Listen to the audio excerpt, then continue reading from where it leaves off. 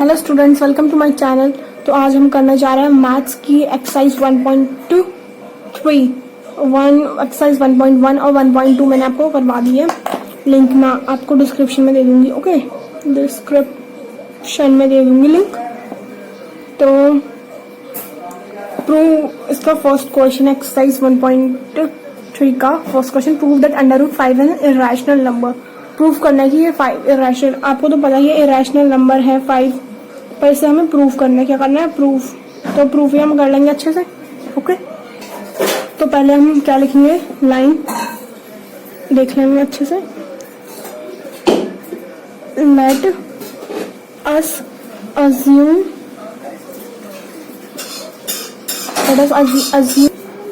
That √5 is a real number. पहले हमें क्या अज्यूम करना है, रियल नंबर नहीं आएगा यहाँ पे, आपका रैशनल नंबर आएगा। ओके, पहले ये हमें अज्यूम करना है कि ये रैशनल नंबर है हमारा। पहले से अज्यूम करो, फिर अपनी बात को गलत ठहरा दो। पहले हमने इसको रैशनल कहा, फिर बाद में नीचे जब हम सॉल्व करेंगे तो हम इसको इरेशनल प्रूफ कर देंगे। ओके, तो इसमें इसके आपके एग्जाम्पल भी 4-5 एग्जाम्पल्स हैं बुक में, उन एग्जाम्पल्स को भी कर लेना, अच्छा रहेगा। तो सॉल्व इसके आगे सॉल्व कर दें हम। लेट, जब हमने मान लिया है तो इसका क्या करेंगे, लेट √5 इक्वल टू AB। ठीक है, √5 से हमने AB के इक्वल मान लिया है। Where A and B are coprime. देखो यहाँ पे जो 5 को हमने A और B के इक्वल माना था, where A and B are coprime number. ये को प्राइम नंबर क्या है मैंने शुरू में बता दिया था, जिसके फैक्टर एक से ज्यादा फैक्टर, जिसके 1 से ज्यादा, 1 और मोर। एग्जाम्पल ले लो, 14 1 की टेबल में आता है, 2 की टेबल में आता है, और अपनी टेबल में भी आता है 7 की टेबल में। ऐसे इन बहुत सारे नंबर में आएगा, तो ये भी आपका को प्राइम नंबर है। ओके, फिर हम क्या करेंगे, इसका स्क्वायरिंग कर लेंगे बोथ साइड, यानी कि इस 5 का और इन दोनों का स्क्वायरिंग कर लेंगे बोथ साइड। ओके, यहाँ पे हमने स्क्वायरिंग बोथ साइड कर दी, √5 का स्क्वायर और AB का स्क्वायर। इतना यहाँ तक तो समझ में आ गया होगा, अब तक सब इजी है ना। पहले हमने अज्यूम करा, फिर √5 को AB के इक्वल रख दिया और AB को हमने ये कर दिया। ओके, फिर देखो हमने क्या किया, ये आपका 5 स्क्वायर था और ये इसको हमने AB के इक्वल माना था। तो 5 स्क्वायर जब आपको पता है, एक मिनट में आपको करके दिखाती हूँ, जिसको नहीं पता वो भी देख लेना कि यहाँ पे ये 5 कैसे आया। कुछ इंटेलिजेंट बच्चों को तो पता ही होगा कहाँ से 5 आया, पर जिन लोगों को नहीं पता मैं उनको बता देती हूँ।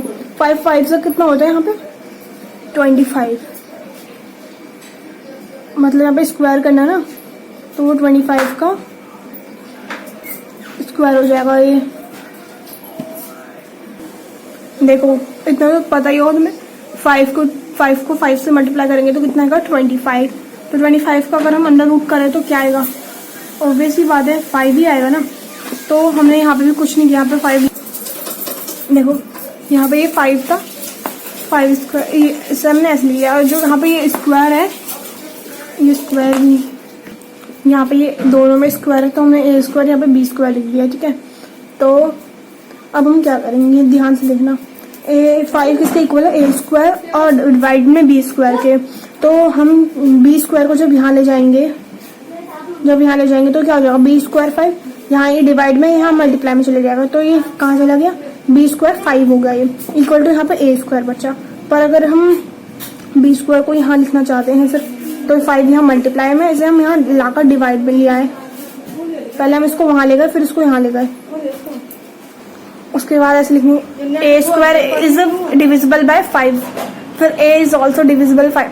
A स्क्वायर जो है 5 से डिवाइड होता है, तो इसका मतलब A भी 5 से डिवाइड होगा। ओके, इतना तो सबको समझ में ही आया। मैंने क्या किया, जब इसमें ये B स्क्वायर है, आपका B थोड़ा रफ हो गया है, मैं लिख देती हूँ।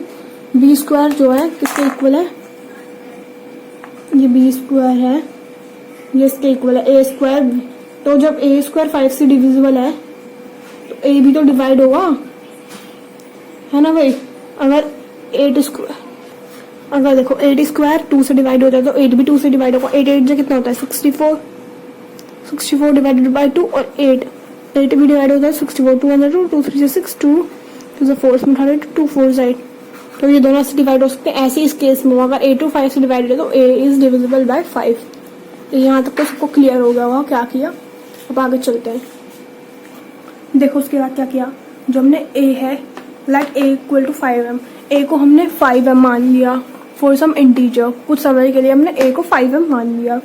फिर अंडर रूट 5 भी तो आया था, अंडर रूट 5 इक्वल टू 5, यहाँ पे a था, a अपॉन b माना था हमने, तो वही सेम इस प्रोसेस इसमें करना है, फिर एक्स्ट्रा नहीं किया मैंने।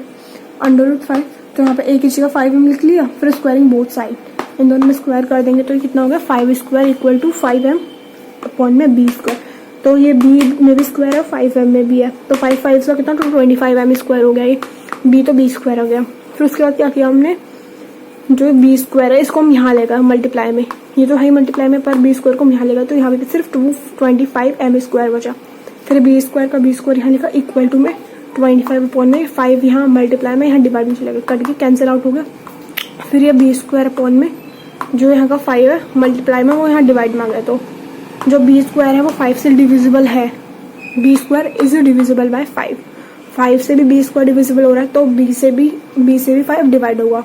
सेम प्रोसेस जैसे हमने पहले किया था उसी की तरह ये प्रोसेस है। फिर उसके बाद हम क्या कंक्लूड करेंगे कि जो ये 5 है वो भी इसमें भी कॉमन नंबर है। देखो 5 इसमें भी आया, 5 देखो यहाँ पे डिविजिबल बाय 5, जब हमने a स्क्वायर किया था तो वो भी 5 से डिवाइड हो रहा था, तो 5 क्या है कॉमन नंबर। तो अब मैं आपको एक स्टेटमेंट बताऊंगा, उस स्टेटमेंट को आपको एज इट इज नोट करना, उसमें कोई चेंज नहीं है। ओके, ये 3 पॉइंट्स इंपॉर्टेंट है। आपको लास्ट पॉइंट तो आसानी है, hence under root 5 is irrational number, last का पॉइंट तो आती है, बस फर्स्ट के 2 पॉइंट याद कर लीजिएगा। फ्रॉम 1 and 2, जो हमने 1 and 2 किया, we can conclude that 5 is a common factor of both a and b।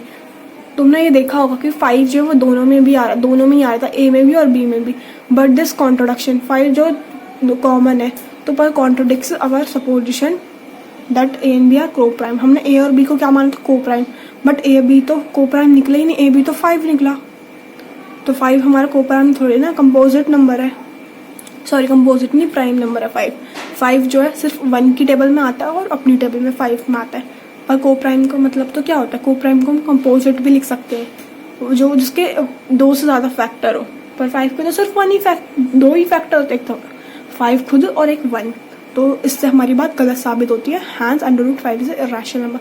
कॉन्ट्रोडिक्ट्स का मतलब यही है, जो भी हमने माना वो हमने गलत माना, तो पहले एक चीज़ को मान लो, फिर उसको गलत साबित कर लो, अपनी बात को गलत बता दो।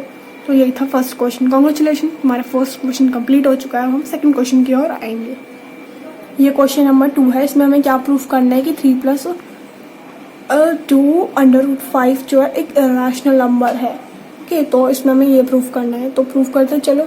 इसमें पहले हम अज्यूम करेंगे कि ये एक इरेशनल नंबर है। तो देखो ये लिख लो, लेट अस अज्यूम, हमने अज्यूम किया कि ये रैशनल नंबर है एक, तो फिर उसी की तरह जो 3 + 2 5 जो आपको क्वेश्चन दे रखा है उसी की तरह आपको सॉल्व करना है। इसको a b के इक्वल मान लो, where a and b are coprime number, जैसे कि a and b जो आपके को प्राइम नंबर है। ओके, तब तो क्लियर हो गया, यहाँ तक तो क्लियर हो गया। अब इसके आगे समझते हैं। फिर नेक्स्ट स्टेप हमने क्या किया कि ये जो 2 है इसको हमने यहाँ ले गए, फर्स्ट में लिख दिया हमने इस 2 को। उसके बाद जो ये 3 है प्लस में है, इस 3 को हम यहाँ माइनस में लिखा और a b हमने एज इट इज वहीं पे लिखा। इतना तो क्लियर होगा। ये हमने कहाँ से लिखा ये लाइन, ठीक है।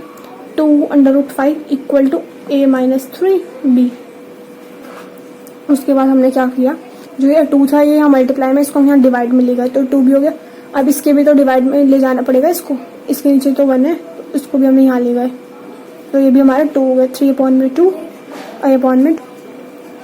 फिर जो a and b क्या है वो इंटीजर है, a and b are integer,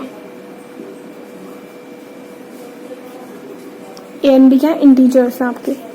देखो ये क्या अंडर रूट 5, तो जो इसका सम होगा इसको हम सॉल्व तो नहीं कर सकते, पर जो इसका सम मिलाकर होगा वो भी अंडर रूट 5 आएगा। तो इसे क्या पता चलता है, अंडर रूट 5 जो अंडर रूट 5 के इक्वल है। ये साबित हो गया, ये पूरा आपका क्या अंडर रूट 5, तो अंडर रूट 5 अंडर रूट के इक्वल हो गया। हमने 5 को क्या माना था, अंडर रूट 5 को हमने क्या माना था, इज अ रैशनल नंबर, इसको हमने रैशनल नंबर माना था।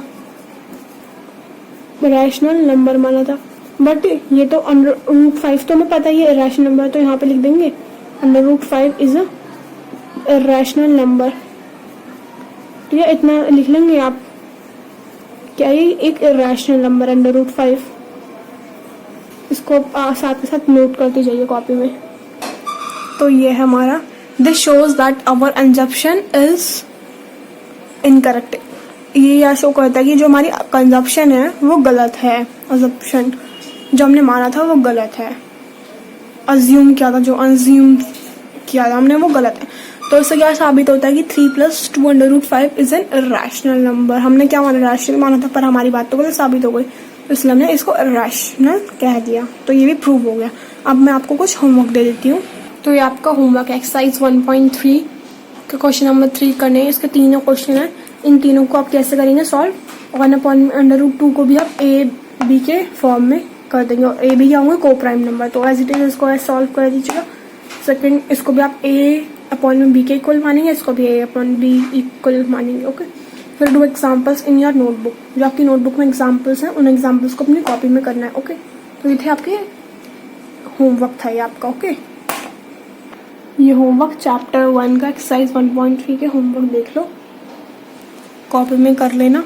दो सम्स ना सॉल्व हुए तो कमेंट करके बताना, मैं सॉल्व कर दूंगी। ओके, अगर ये वीडियो आपको अच्छी लगी तो like, share and comment, subscribe ज़रूर कीजिएगा प्लीज़। Subscribe, like, comment.